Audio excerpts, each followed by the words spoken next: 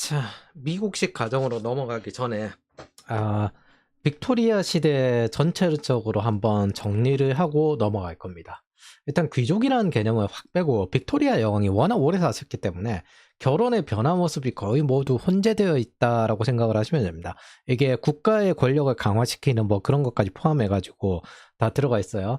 이제 이전의 도덕관이나 그런 것들은 이야기를 한번 했었고 전체적으로 바뀐 거 이야기하도록 하겠습니다. 첫 번째는 농촌사회 확대 가족이에요. 이게 사실 인류사에 전부 다 똑같아요. 장자상속 기반의 확대 가족이라고 생각을 하시면 됩니다. 사실상 이 당시는 물자 중에서 식량 자체가 부족해요. 그러다 보니까 최대한 하나라도 일을 더 많이 하면 할수록 도움이 됩니다. 그리고 이거는 산업화 시대에 되어서 아동 노동이 존재할 때 아이들이 한 푼이라도 더 벌어오면 가게에 도움이 되기 때문에 하층민에도 똑같이 이렇게 이루어졌습니다. 자녀는 노동력이고 경제적 생존 단위로서의 결혼입니다. 그리고 확대 가족인데 빅토리아 시대 위생 개념이 한 1870년 요 정도쯤부터 이제 본격적으로 확대가 됐거든요. 그 위생 개념이 확대가 된 거는 크림 전쟁 끝나고 나이팅게일이 통계화시킨 그런 자료들이 퍼지면서 확대가 되었습니다. 그래서 수렵 시대에 이제 수명이 30세인데 요 시대에는 수명이 35세 정도밖에 안 돼요. 1차 세계대전쯤 되면은 한 45세 요 정도 되는데 그 당시에 일본도 35세 정도의 수명? 요 정도였습니다. 그렇기 때문에 이게 많이 확대되기에는 어렵고 어느 정도 이제 여러 가지 식량이나 영양 상태라든지 위생 환경이라든지 그런 게 좋아지면서 확대가 되어가는 거는 후반 정도라고 생각을 하시면 됩니다. 자, 1800년대에서 1850년 우리가 생각하는 빅토리아 시대의 좀 하층민의 크롤러 같은 처참한 모습은 요 시대에 거의 대부분 몰려 있습니다. 정확히는 곡물법을 통해 가지고 식량이 수입이 안 되는 시기에 이게 많이 몰렸고 한 30년 폐지가 한 48년 정도 됐거든요. 하고 자유무역이 점점 활성화되면 활성화될수록 여기서 빈곤 이제 기본적인 기아라는 영역에서 벗어나게 됩니다. 그럼 아직까지 기아가 남아 있는 시기라는 거잖아요. 그래서 부르주아 가족 모델 역시 소수이기 때문에 여기는 배제라고 계급적 결혼관이죠. 귀족은 자기 재산을 지키기 위해서 가문의 재산을, 중산층은 하층민으로 떨어지지 않기 위해서 교육에 신경을 쓰고 하층민은 여전히 경제적 생존 단위로서의 결혼이고 한 명이라도 굴뚝청소를 하든 광산 노동을 하든 뭘 하든 한 명이라도 있으면 돈을 벌 수 있기 때문에 그게 가계 수익에 도움이 됩니다. 최대한 많이 나와서 한 명이라도 더 돈을 버는 그런 노동력으로 썼습니다.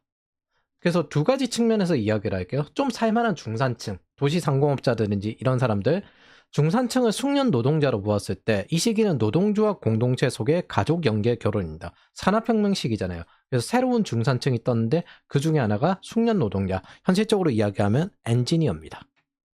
그래서 노동조합 공동체 속의 가족 연계 결혼이라는 건 지금의 노조와 똑같아요. 요 안에서 자기들끼리 어느 정도 맺어지고 그런 것들이 있었습니다. 그리고 어느 정도 압력도 있었고요. 그리고 중산층이라고 생각을 하면 이제 이상적인 모델이 있는데 여자는 가정의 천사, 가사 노동에만 집중하고 아이는 교육을 시키고 남편은 임금 노동자여서 가게에 이제 재정을 공급하고 이것들에 대한 중산층 모델이 이때쯤부터 나왔습니다. 그래서 도시상공업자는 가족 기업을 형성하고 가업 승계를 중시했고요. 자기네들 계속 물려줘야 되는 것들.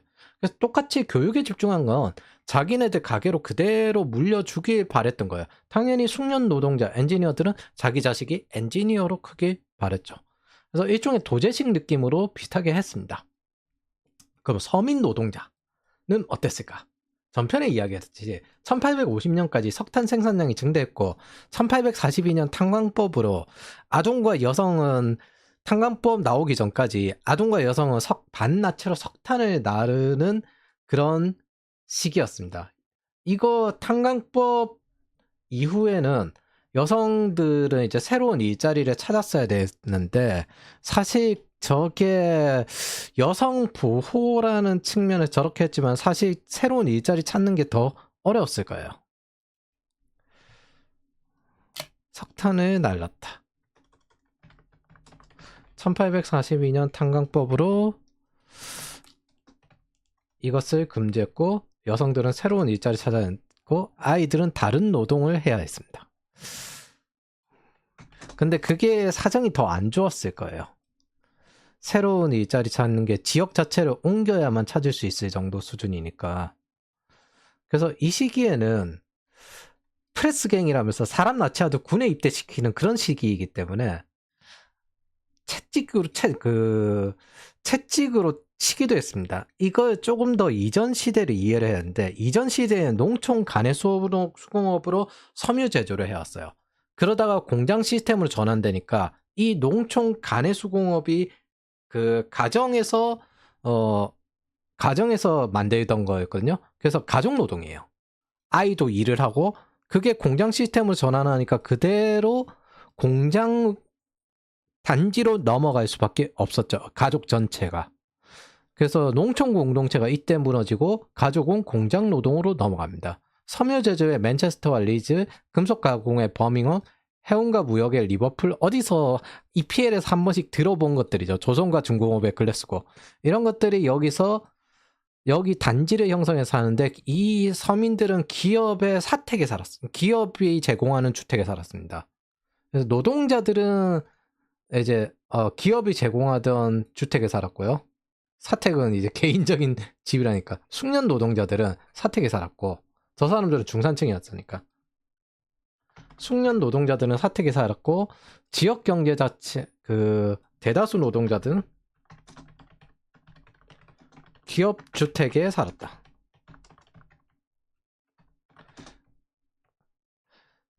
그래서 지역 경제 자체가 공장으로 돌아가던 시대였고 미국으로 치면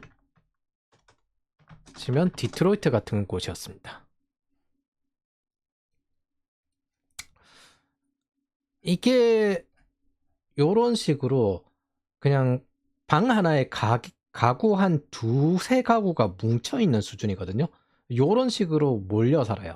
이러다 보니까 당시 수명이 왜 이렇게 짧았는지 이해가 됩니다. 첫 번째는 섬유 공장이든 뭐든 석탄으로 발전을 하다 보니까 매연이 그냥 가득 차요. 한창 가득 차고 물 자체도 안 좋습니다. 그래서 왜 1900년대에 35세 정도밖에 못 살았는지, 수렵 시절보다 5년 더 사는, 그래서 위생이란 관념이 형성이 되지 않던 시기다 보니까 석탄 연기에 어린아이도 일을 하고 두세 가족이 한 방에 살 수도 있고 이게 하층민인데 애들은 이렇게 굴뚝 청소시키고 이런 시기다 보니까 국가 전체의 식수도 오염돼 있어요. 심지어. 그래서 영양 부족, 하루에 14시간 일을 합니다. 또. 그리고 태업에 대해서는 직무유기로 합법적인 채찍질을 했습니다. 프레스갱이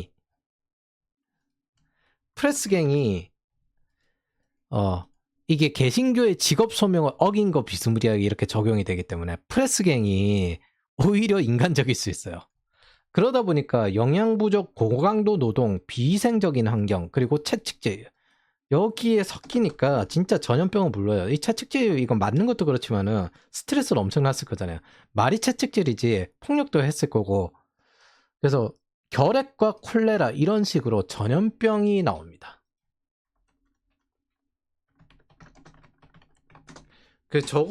저 시기에 반복적으로 저런 것들이 생겨요. 장티푸스, 천연두 뭐 등등등. 그래서 제가 종교와 인간의 감성적인 면을 부정하진 않아요. 저는 저 스스로 그냥 약간 중립적인 포지션을 취하려는 사람에 가깝다고 생각을 하긴 하는데 그래도 감성적인 면을 부정하지는 않습니다. 이렇게 아동 노동이나 여성 노동에 대해서 어느 정도 개선을 하려는 개념 자체도 감성적인 면이 발달하면서 여기까지 도달하게 된 거예요. 귀족층이 자식에 대한 감성적인 면이 확대되어서 애를 이렇게 하면 되나, 여성에 대한 낭만주의가 확대되면서 여성을 저렇게 결혼도 못하게끔 하면 되나, 이런 식으로 하면서 노동법이 개선되어 왔습니다. 그 아래는 체벌법이 근지된 배경인데 1833년 공장법 이후부터 아동 체벌이 제한이 되었고요. 제한이 되었다는 건 이제 뭔가 어떤 규정이 맞아서 때린다는 거죠. 그리고 직접적인 체벌은 금지합니다. 1844년 공장법이 다시 또 개정돼서 여성 노동자 체벌 금지. 그럼 그 이전 때렸다는 거잖아요. 그리고 처벌 규정 강화. 이런 식으로 하고 1867년 전 작업장의 전반적인 체벌이 금지됩니다. 뭐 금지한다고 해서 제대로 금지가 되나? 1880년 정도까지는 남아 있었습니다. 비공식적으로 체벌을 했죠. 보통 숙련 노동자가 견습 노동자에 대한 체벌을 했는데, 뭐 그리고 이제 숙련과 관계없는 일반 노동자들은 저런 것들에 대해서 뭐 요즘 말로 하면 줬어? 예. 여기서 이제 체벌을 받고 그렇게 했겠죠. 요즘 같은 그런 거죠. 그 중소기업이나 이런 데 가다 보면은 상사가 기싸움? 일종의 동물 개들이지 기죽이기 비스무리하게 하는 경우가 있어요. 그러면서 착하게 굴게끔 만들어서 의존적으로 만들려고 하는 그런 작업을 하는 일이 있어요. 이게 국가 단위로 도덕주의식으로 만들려고 하는 거랑 똑같은 건데 의존적으로 살게끔 만드는데 상사가 그런 역할을 많이 합니다. 근데 왜 1880년에 없어졌을까? 이 이유를 알아보면요.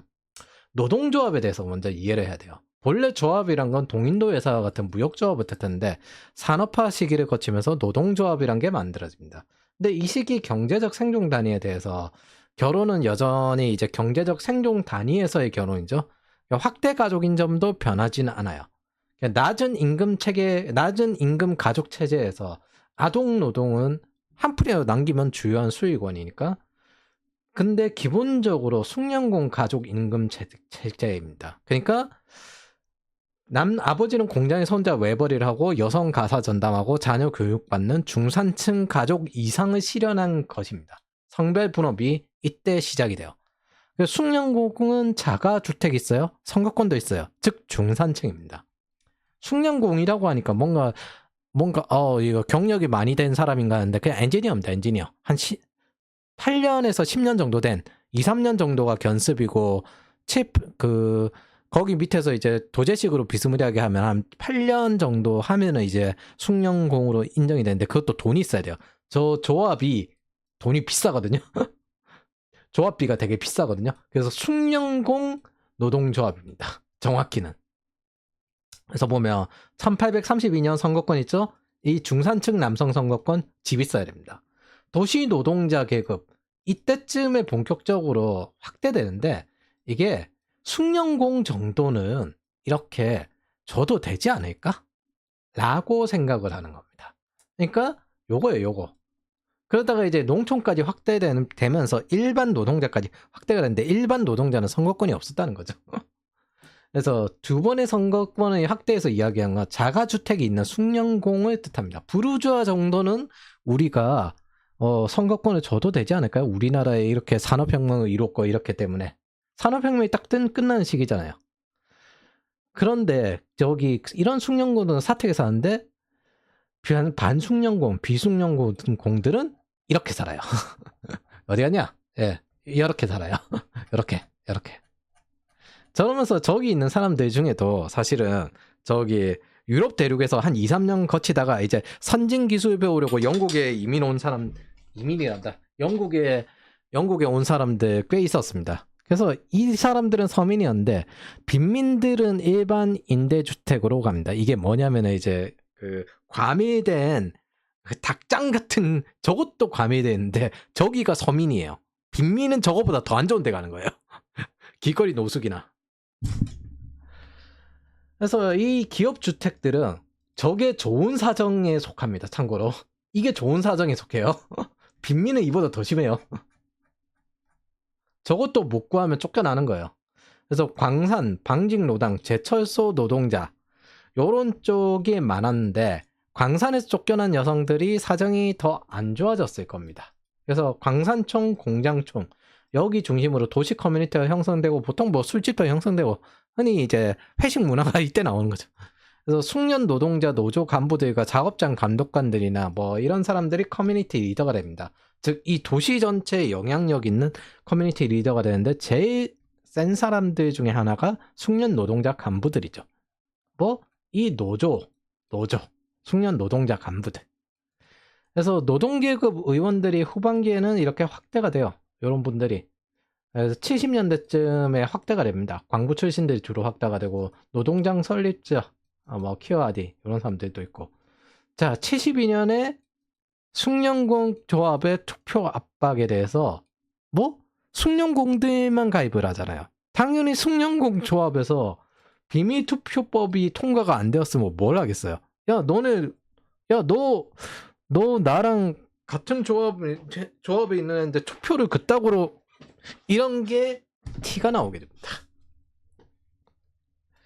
일종의 반쯤은 엘리트 의식을 가진 권위주의 조합이기 때문에 이 숭령공 조합이 이제 뭐라고 해야 되나, 상사? 선배들의 조합 요 정도에 가깝습니다. 그리고 1884년은 이제 전체적으로 노동자들에게 확대가 됩니다. 1880년에서 90년 정도가 되면 이제 영국의 산업혁명도 끝나고 본격적으로 영국도 기아가 해결이 됩니다. 해결이 되고 여러 가지 복지제도가 확대되기 시작하면서 어느 정도 영양 공급도 되기 시작을 하는 것도 있는데 선거권이 확대됩니다. 우리가 생각하는 이 상호부조라는 개념이 결혼식에 돈 모아주고 장례식에 돈 모아주는 이 시스템이 이 숭령공 조합에서부터 온 거거든요. 이 워터풀 기업의 상호부조 전통은 생각보다 오래됐습니다.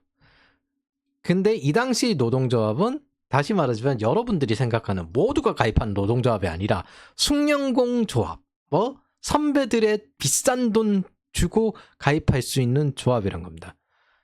숭령공들끼리 가입하는 조합, 뭐 중산층, 어느 정도 돈 좀 있어야 이 정도 가입할 수 있어 라는 이너서클에 가깝습니다. 그러다가 1872년 이 투표 압박이라는 의미도 여러분들 드디어 이해를 했고, 이 노조라는 건 숭령공들의 권익보호를 위한 것이지 그 밑에 미숭령공이나 저 도제놈들이 어찌 저렇게 뭐 잘못됐어, 약간 이거 일본 비스무리하죠. 딱 그 느낌입니다.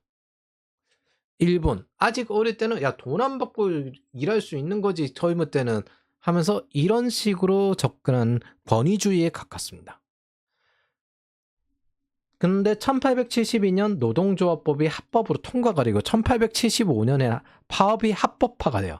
근데 보니까 80년대 일반 이제 서비스업이 확대되기 시작을 하고 영국의 산업혁명이 끝났고 산업의 혁신이 둔화되기 시작해요. 일반 노동자들과 미숙련 노동자들이 파업합니다. 뭐 니들만 사람이냐? 뭐 잘 생각해보면 숙련공들이 저렇게 권위적인데 체벌에 가하던 습관이 사라질 리가 없어요. 당연히 원래부터 때렸을 건데, 그리고 반쯤 생각해보면 그것도 가르치는 게 자기 제자일 수도 있지만은 자기 자식일 수도 있어요. 그럼 자식이면 당연하게 자식을 체벌할 가능성도 더 높겠죠. 그래서 어쨌든 1880년대 미숙련 노동자들과 일반 노동자, 숙련과 관계없는 그냥 부주 노동자, 뭐 육체 노동자 이런 노동자들도 파업을 합니다. 왜냐하면은 이 노동조합이 확대되었는데, 합법화되었는데 문제는 저게 너무 비쌌어요. 조합비가 숙련공들의 권익보호 위주로 되었다 보니까 비숙련 일반 노동자들의 임금 인하에 대해서는 소극적이었고, 노조 가입비가 이게 자료들마다 다 다른데 어떤 자료에는 월급의 한 4분의 3은 때려 부어야 가입할 수 있었다. 그러니까 말 그대로 중산층들만 가입할 수 있는 조합이에요. 근데 이 시기에 롱 디플레이션이 일어났거든요.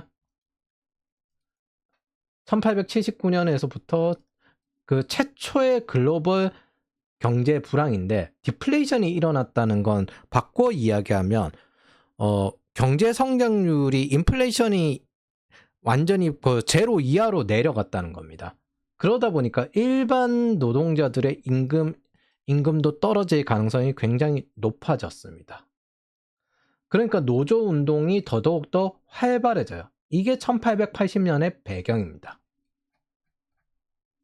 그래서 이 당시 노동조합은 사회주의를 지지하는 파들이었는데, 영국의 저 당시 기업을 운영하던 대다수의 사람들은 부르주아들이나 귀족들이었어요. 젠틀이나 귀족들.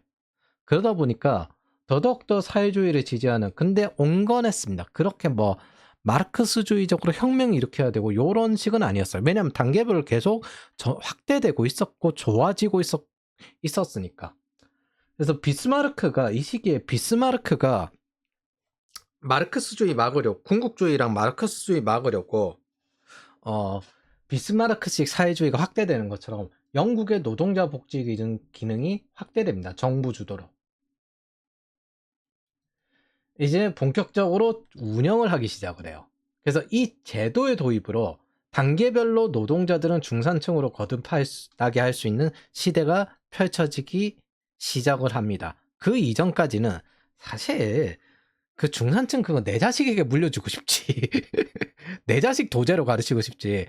그 다른 애들 도제로 가르치고 싶겠습니까? 뭐 가르치긴 하겠지만은 그렇게 많이 안 하죠. 그럼 똑같아요. 일본이랑 똑같아요. 저 당시에는. 그래서 물론 실제 주택 대출이 나오고 집 살 수 있기까지는 1차 세계대전까지는 가야 됩니다. 사람 좀 많이 죽고 그 다음에 영웅들의 나라 뭐 이렇게 하면서. 근데 그래도 그 시작점 정도는 줍니다. 그래서 이게 계속 발전을 해요. 영국이. 그래서 우리가 느끼는 흔한 가정의 모습의 기준이 요때쯤 나옵니다. 외벌이, 가사노동, 자녀교육의 핵가족 시스템. 즉 원조는 저 숭령공, 중산층 저 모습에서부터 쭉 이어져 온 거고, 흔히 워터폴에 생기는 상호 부조라든지, 그러니까 그 결혼했을 때 돈 내고, 그 다음에 장례식에 돈 내고, 그 다음 자차 강요, 회식 강요, 그 펌 문화거든요. 자차 강요, 회식 강요, 그냥 숭령공 조합 안에 결혼 강요, 그런 것들이 사실 원조가 저기서부터 시작됩니다. 빅토리아 시대부터. 어쨌든 이렇게 발달해서 영국은 1929년 대공화 시기 영국의 서민은 분명 미국의 중산층보다 잘 살았다는데 저는 동의를 하는 편입니다. 그리고 사실 GDP상으로도 그 당시 영국과 미국의 GDP가 비슷했거든요. 비슷했는데 영국 같은 경우에는 이제 산업혁명 이후 복지제도까지 발달했는 데다가 인구가 3,800만 요 정도였어요. 근데 미국은 1억 3천만 요 정도였습니다. 근데 GDP가 같아요. 그럼 당연히 영국의 서민이 미국의 그 중산층보다 더 잘 살죠. 이런 거는 뭐 우리가 인도의 중산층이 인도의 중산층이나 한국의 서민이랑 이렇게 비교하는 거랑 비스무리합니다. 그래서 다시 원래대로 돌아가서 1880년대부터 다시 해보죠. 미숙련공에게 숙련공이 함부로 이제 폭력을 행사할 수 없었습니다. 이제는 가만히 있지 않아. 당하고 있지 않아. 당하고 있지 않아. 우리도 파업해. 요런 시대였습니다. 세 번째. 그래서 1880년에서 1920년. 이때부터는 도시와 중산층화 시기입니다. 영국은 이제 금융자본주의화 시키고요. 그리고 제조업과 서비스 중심으로 변모를 합니다. 여러 가지 이제 그 제국주의한 장소에다가 이민도 보내지만은 제조업 공장들도 어느 정도 이동을 해요. 그래서 중산층의 이상화, 즉 핵가족 이 가치관이 점점 확대가 되고 노동조합과 가족 단위로 돌아갔잖아요. 숙련공 위주의. 그런데 그게 해체가 되기 시작합니다. 왜냐하면 노조는 전부 이제 다 가입할 수 있게 되었으니까. 그래서 이때쯤부터는 뭐 메이드랑 그 음식 제공하러 들어간 상인이랑 어느 정도 눈 맞아가지고 결혼하는 요런 것들이, 상인들 중산층이잖아요. 요런 것들이 슬슬 늘어나기 시작합니다. 그래서 제가 전에 엠마 이야기를 했는데 딱 철도혁명 이후인 거 보고 그 다음에 메이드랑 어느 정도 젠트리가 결혼하는 거, 그런 것들 배경이 좀 있으려면은 적어도 빅토리아 후반 정도는 되어야 가능을 합니다. 식량 문제가 그럭저럭 많이 해결된 수준에서. 그게 아니라면은 이제 굉장히 위험한 위험한 시기였겠죠. 그래서 남편 외벌이, 아내 가사노동 전념, 이런 뭐 자녀교육 투자, 요런 이상화가 시작이 돼요. 그래서 이때부터는 소비 단위의 가족 시스템입니다. 서비스업이 어느 정도 발달했기 때문에 1870년 초등교육법 의무교육도 통과를 하고 1902년에 중등교육으로 확대하는 데까지 쭉 이어집니다. 본격적으로 대중소비의 시대예요. 그래서 영국은 좀 더 빨리 오긴 했는데 이제 우리가 흔히 생각하는 집을 살 정도의 대중소비는 아니고, 일하고 난 다음에 이제 자는데 뭐 술 한잔 할 수 있는 뭐 요 정도? 네. 그래서 한 가지, 그리고 뭐 노인 정도 중에서 이제 집 있는 중산층들 같은 경우는 뭐 외식 정도 할 수 있는? 그래서 이 배경이 어떻게 되냐면 기아로 인한 식량 문제가 해결이 되었기 때문이다. 식량 수입이 증가했고 곡물법 폐지의 스노우볼이에요. 그래도 어느 정도 여러 가지 어려움이 있기 때문에 여기 있던 인구를 뭐 호주, 캐나다, 남아공 이런 쪽으로 많이 내보내기도 해요. 근데 이걸 자세히 보면 디플레이션이잖아요. 그러면 인플레이션은 이제 뭐 2%, 3% 이런 인플레이션에 디플레이션은 마이너스 1%, 마이너스 2%뭐 이런 식으로 침체기라는 거죠. 그래서 임금도 하락하지만 물가도 떨어진다는 겁니다. 그럼 영국의 임금은 하락을 했냐? 그 기간에 실질 금리가 상승을 했습니다. 여기 보면은 1880년에서부터 그 1898년까지 어느 정도 정체기는 있지만 그래도 꾸준히 상승을 했습니다. 이 뜻은 실질 임금이 사실 상승을 했다는 거예요. 그래서 식량 수입 증가로 식량 가격이 안정화되고 디플레이션 기간이지만 임금이 지속 상승하고 덕분에 기본적인 기한은 해결되었습니다. 일단 식량은 우선 이제 더 이상 부족하다 수준의 문제는 아니게 되었어요. 그래서 이건 전 세계 최초이기도 합니다. 전 세계 최초로 기아를 제대로 해결한 게 이 시기입니다. 기본적인 기아가 해결된 게 미국은 1900년대에서 1930년이거든요. 프랑스나 미국 같은 경우는 영국이랑 사정이 다른 게 자기네들 식량 생산량이 많아요. 그래서 얘네들은 식품 유통 체제, 도로망이라든지 철도망이라든지 이게 형성되고 그걸 이용한 식품 유통 체제가 형성되어야만 기아가 해결이 돼요. 영국 같은 경우에는 이제 자국에서 생산해서 다 해결이 안 돼요. 그래서 식량을 수입해가지고 기본적인 기아를 해결하는 시스템이 됩니다. 그리고 난 다음에 이제 1차 세계대전 이후 이제 여기 어느 정도 포함돼서 이야기하면 1차 세계대전 이후 이제 남자들이 다 죽고 잉여 여성, 일 안 하는 여성이 아니라 남성의 사망으로 인해 결혼 자체가 불가능한 여성 10명 중에 9명 이렇게 늘어나니까 이제 더 이상 뭐 어느 정도 그 조합으로 포함된 요 가치관이 아니라 개인주의 가치관으로 확 넘어가게 됩니다. 그리고 귀족처럼 교회 집에 보조금이 제공이 되기 시작해요. 이건 사실 그 전쟁 끝나고 난 다음에 이제 이 영웅들의 나라라고 하면서 그걸 제공하기 위한 것이었는데 영웅들을 위한 집 캠페인이었습니다. 그러니까 나폴레옹이 이제 전후 훈장 제도를 만들었거든요. 나폴레옹 이후 전후 군인들에게 적극 대우하려고 노력한 최초의 시대라고 생각을 하시면 됩니다. 식량 문제 해결됐고 이제 전쟁 끝나니까 집 문제 제공하려고 노력을 했어요. 사실 아무리 그래 이렇게 노력을 하긴 했지만 1차 세계대전 끝나고 난 다음에 결국 전쟁에서 돈을 뿌린 인플레이션은 결론이 인플레이션이 나왔기 때문에 그것들의 피해도 어쨌든 크긴 했습니다. 자, 이제 미국 편으로 넘어가기 전에 이것들이에요. 미국으로 이주하는 초급 엔지니어들. 영국의 산업혁명이 끝났거든요. 철도혁명도 끝났고 한창 이제 미국 그 남북전쟁 끝나고 난 다음에 산업혁명과 철도혁명, 서부개척 이렇게 하던 시기였습니다. 영국은 이제 제조업 서비스화 됐고 산업이 좀 둔화됐고요. 뭐 이제 그 다음에 이제 투자할 곳은 독일이랑 미국이죠. 서비스업은 많은 일자리를 제공하는데 서비스업 노동자가 다수가 되었어요. 이게 아까 위에 말했던 비숙련 노동자들이 이제 노조에 가입할 수 있는 그 배경이었습니다.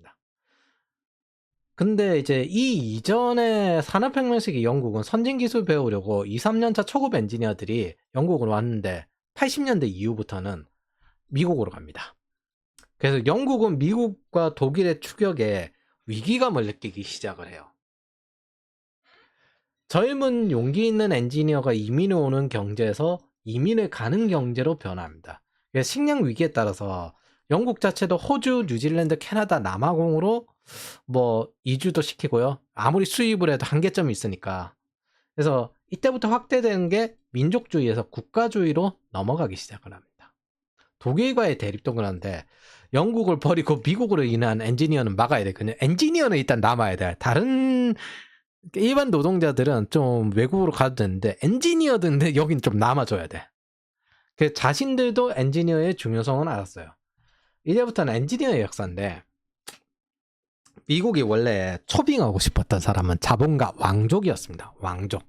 근데 안 와요. 안 와. 그래서 기업가와 엔지니어로 형성되고 이어져 내려온 국가입니다. 거기에다가 남부 쪽이 귀족 흉내 내는 곳이었거든요. 플랜테이션 농업하는. 근데 북부 공업지대가 성장해서 남북전쟁에서 북부가 이겼잖아요. 공업지대 뉴욕 자체가 토건 엔지니어들로 만들었어요. 최초의 이제 엔지니어라고 하면 토건 엔지니어, 건축 엔지니어들이었고 뉴욕 공업지대라고 생각하는 그쪽도 엔지니어들 모임이라는 거잖아요.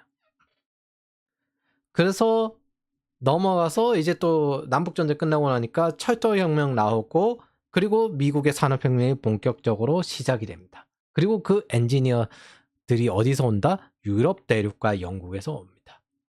그런데 보니까 미국이 저렇게 성장을 하고 있는 건 둘째치고 저 독일의 경쟁자도 성장을 하고 있고 이탈리아는 통일이 되었습니다. 그러니 위기감을 느끼고 본격적으로 국가주의 시대로 넘어가게 되고 그것들이 점점 열강들이 확장하니까 제국주의 집중 투자라는 방식을 썼거든요. 독일이 쉽게 말하면 정부가 돈을 중국이 철강에 투자하듯이 정부가 돈을 때려박아 주는 거예요. 그래서 영국은 민간의 자율로 두다가 잠깐만 이대로 있다가는 우리도 밀릴 것 같은데 초조해지면서 자기네들도 집중 투자하면서 국가주의가 점점 발달합니다. 요거는 예전에 제가 이제 그 경제편 하면서 한번 한 적이 있어요. 그런 상황에서 그런 시대 상황에서 숙련 엔지니어들은 미국으로 안 가는데 문제는 다음 세대 초급 엔지니어들이 미국으로 간다는 겁니다. 중산층이 가족을 데리고 이주를 하기에는 대단히 부담이 크죠. 아무리 연봉이 높아도. 근데 초급 엔지니어들은 미국으로 갔어요. 임금 자체가 영국보다 높았습니다. 왜냐면 미국은 덩치가 크니까. 근데 무엇보다 미국으로 간 엔지니어가 영국과 다른 거는 계급적 한계가 없었습니다.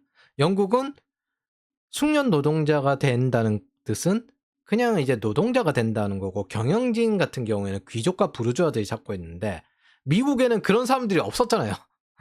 그러다 보니까 엔지니어가 와가지고 여기 특허를 기반으로 해가지고 장학가가 됩니다. 기업가가 되고 그 선택을 할 수 있었어요. 기업가가 되거나 연구를 계속하거나.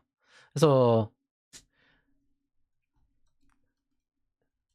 여기 보면 알렉산더 그레이엄 벨 전화기 만든 사람이죠. 이 사람은 영국 런던 대학 출신입니다. 미국에 이주해가지고 만든 사람이고요. 지의 역사 보면은 이 시기에 전기의 역사잖아요. 이거 전부 이민 온 엔지니어들의 역사에 가깝습니다. 에디슨이 사업가라면 전 세계의 전기공학 엔지니어들을 모으는 사업가에 가까웠습니다. 그리고 뭐 추궁기 발명한 사람, 그다음에 뭐 그 니콜라 테슬라 이 사람들도 오스트리아 제국 출신이거든요.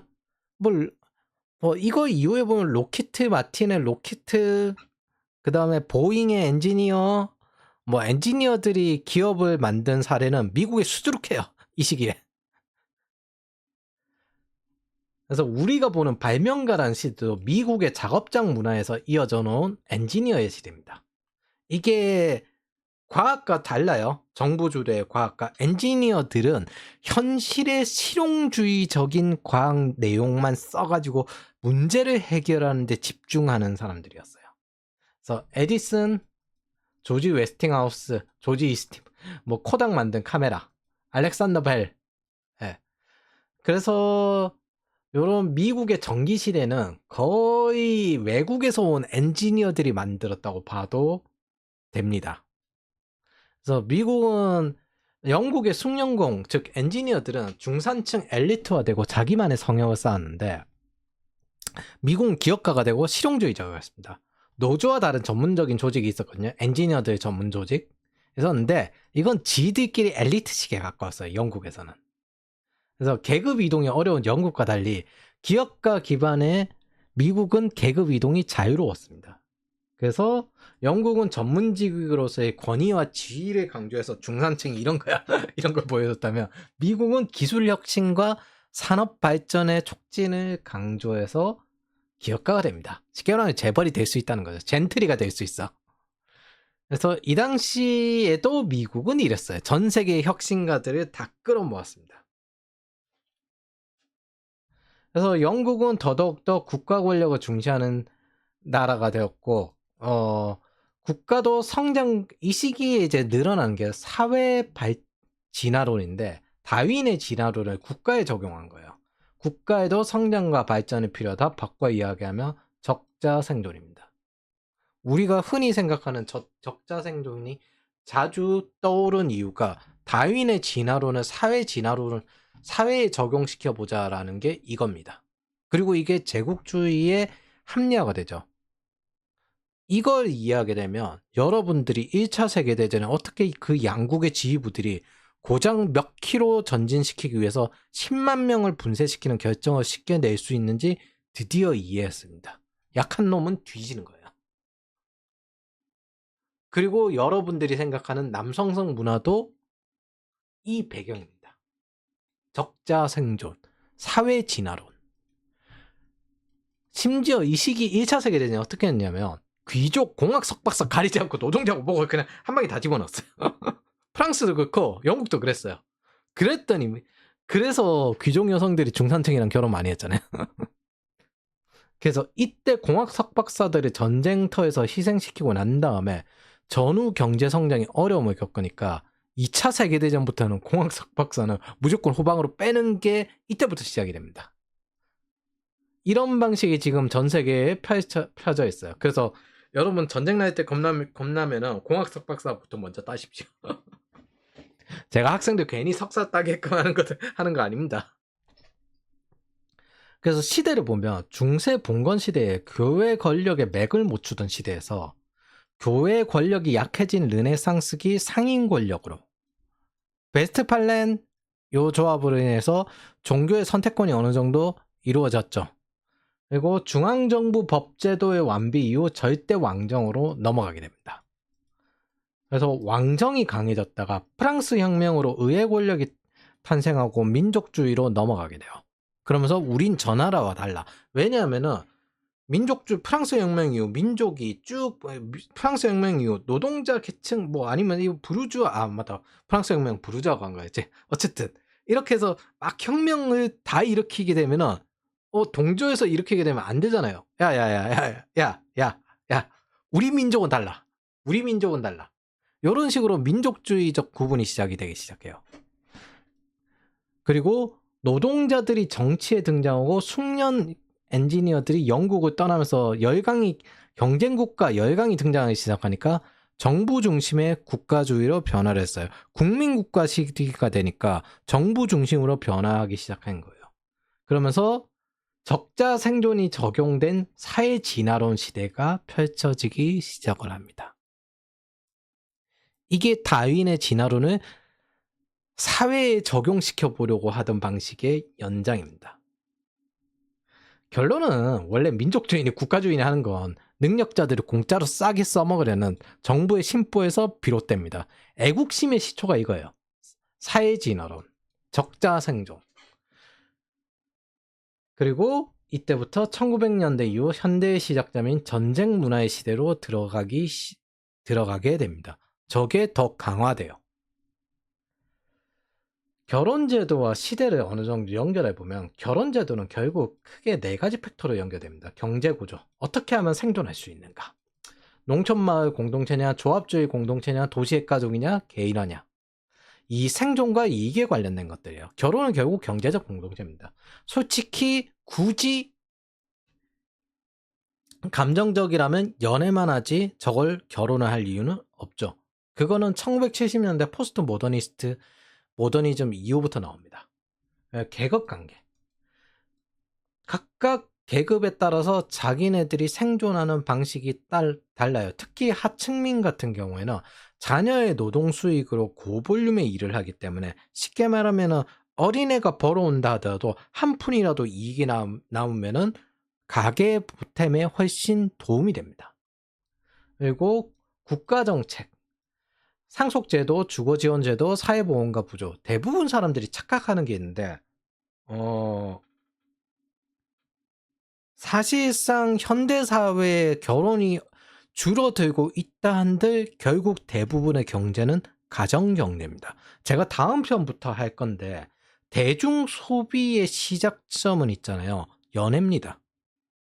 그리고 두 번째는 가족들끼리 즐기는 여가입니다. 요거를 이제 미국 편에서 이야기를 할 거예요. 그리고 이게 우리가 상상하는 미국식 가정의 형태가 여기서 나옵니다. 그리고 마지막으로 도시화 정도. 업무 종류와 주거 형태의 변화가 여기에 따라 달라지는 거죠. 도시에서는 기본적으로 서비스업이 확대되니까. 1970년 이후 결혼 제도가 가장 크게 달라진 건 있잖아요. 기아의 문제가 이미 해결된 상태에서 빈곤 해결이 수월해졌다는 점입니다. 그래서 오히려 잘못된 결혼을 통해서 빈곤화가 될 리스크가 오히려 더 커졌어요. 1970년 이후. 그래서 그 이전의 결혼은 하면은 일단은 빈곤적인 부분에서 걱정은 덜 했거든요. 오히려 더 좋았어, 경제적으로. 근데 1970년 이후는 여러 가지 빈곤 해결이 더 어려워진 게 아닌가 그 생각도 가끔 들긴 합니다. 그리고 잘못된 결혼을 통해서 빈곤화가 될 리스크가 커졌어요. 이게 문제가 뭐냐면은 이전 시기에는 그냥 그 여성이 이제 가게 운영을 하고 그다음에 남성이 돈을 벌어오고 그런 식으로 돌아갈 수가 있었어요. 지속적으로 고볼륨 일을 통해 가지고 계속 중산층으로 유지할 수가 있었습니다. 근데 1970 스태그플레이션 이후부터 이제 여성도 사회에 진출해서 일을 해야만 가게가 유지될 정도로 인플레이션이 커졌거든요. 그러다 보니까 이제 둘이 모으면 잘 모은다라는 개념의 맞벌이 형태가 늘어나기 시작을 합니다. 그런데 그렇게 맞벌이 형태가 늘어났을 때 맞벌이를 하지 않는 경우나 아니면 과소비가 심한 경우에는 굉장히 위태로운 상태에, 물론 그건 어느 시대든 마찬가지지만 위태로운 상태에 처하게 돼요. 그래서 결혼 자체가 오히려 리스크에 가까운 시대가 사실 지금의 시대입니다. 그게 우리가 겪고 있는 시대고, 결혼 제도가 더 이상 동작하지 않고 오히려 1인 가구가 더 안정적이 될 수가 있어요. 그래서 유럽 같은 경우는 어떤 방식을 하냐면은 1인 가구면 월세가 너무 높아서 살지 못하도록, 그럼 뭐 결혼을 해가지고 주택 대출을 받아서 그걸 둘이서 갚아나가면 살아갈 수 있도록 시스템을 만들어요. 그렇게 되어버리니까 이제는 오픈 릴레이션이 늘어나기 시작을 합니다. 뭐 그냥 어느 정도 경제적으로 괜찮은 사람이랑 결혼을 해요. 그리고 각자 연애를 하는 거예요. 사실상 우정결혼 비스무리한 거죠. 이런 식으로 돌아가는 게 일본에 늘어나고 있고 유럽에 늘어나고 있고 사실 미국도 꽤 있을 거예요. 이게 티는 안 나서 그렇지. 그리고 아마 이제 외국계 기업들이 한국의 1인 가구를 공략하러 들어오면은 한국도 비슷해질 겁니다. 그래서 이 네 가지에 대해서 달라진다. 사실상 경제적 공동체를 형성한다는 거라고 생각을 하시면 돼요. 그 오픈 릴레이션십은 이제 성관계 없는 결혼이라 불리기도 하는 건데 사실은 집 때문이죠. 생존 문제 때문입니다. 거기에 가장 크게 달라진 게 다음입니다. 예전에는 가문과 집단의 압력이 있었어요. 근데 지금은 개인의 선택에 가깝습니다. 그리고 더 이상 집단에 의존하는 경제적 단위가 아니고 오히려 집단을 형성하면 위험한 경제적 단위에 가까워요. 근데 지금도 워터플랜 가끔 있죠. 자차 강요, 결혼 강요, 회식 강요. 이게 사실 펀 문화에 있었거든요. 회식 강요가. 이거 상호부죠. 이것도 오래된 문화고. 그리고 자차 강요 이거는 이제 포디즘부터 시작을 합니다. 이것도 어쨌든 다음 편에 이야기를 할 거예요. 세 번째, 결혼의 정신적인 부분이 많이 강조가 됐어요. 예전에 이런 거 없었거든요. 네. 그냥 경제적 결합이었지. 정서적 만족, 개인적 위안. 일종의 동반자적인 관점이 되었다 하더라도 사랑이란 개념이 아니라 경제적 파트너로서 믿을 수 있는, 그러면서 이건 우리나라 1990년대도 비슷했습니다. 그리고 결혼과 성에 대한 국가의 개입이 감소하는 것도 있습니다. 사실 결혼과 성에 대한 국가의 개입이 강화되던 시기에는 법적으로 큰 문제가 없었어요. 이제 농촌 공동체가 무너졌잖아요. 무너지고 난 다음에 이런 것들을 빅토리아 시대에 통과시킵니다. 비밀 결혼 방지, 결혼의 법적 지위를 명확히 하는 거예요. 국가 자체로 통제하는. 그 이전에는 봉건 시대에서 봉건 영주가 통제하는 방식이었잖아요. 1836년 결혼법. 비국교도에 이제 각자 예배당에서 결혼 가능하고 비종교적 결혼이 도입이 되었다. 이 뜻은 종교적 결혼과 세속적 결혼을 구분하고 국가 권한을 강화한다는 겁니다. 또 이게 뭐가 장점이냐면 이 당시 영국은 산업혁명 시기니까 이민자가 많이 들어와요. 이민자를 통제 가능합니다. 그래서 경제적 공동체 형태면 그냥 필요에 의해서 만나고 쉽게 헤어질 수 있는 구조였는데 그런 것들을 이제 막는 거죠. 막고 정부가 통제하고 이 결혼을 정부가 중요하게 취급한다. 그리고 빅토리아 여왕은 거기에 자기의 이상적인 가정 모델을 보여주는 거고 중산층은 혁명 대상에서 본받아야 대상으로 빅토리아 여왕을 보게 되는 겁니다.